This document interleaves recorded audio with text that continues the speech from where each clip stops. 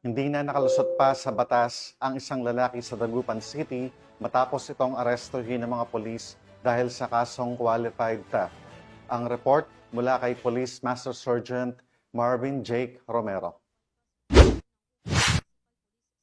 Naresto ng mga tauhan ng Dagupan City Police Station ang isang lalaki na wanted sa qualified theft sa Barangay Poblasyon, ST, Dagupan City.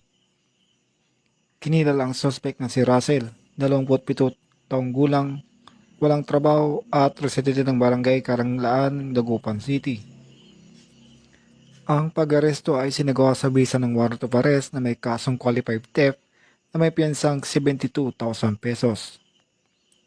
Dumaan sa medical legal examination sa Region 1 Medical Center Annex, Barangay Bunuan, Binluk, ang naaresto bago dinala sa estasyon para sa dokumentasyon at kaukulang disposisyon.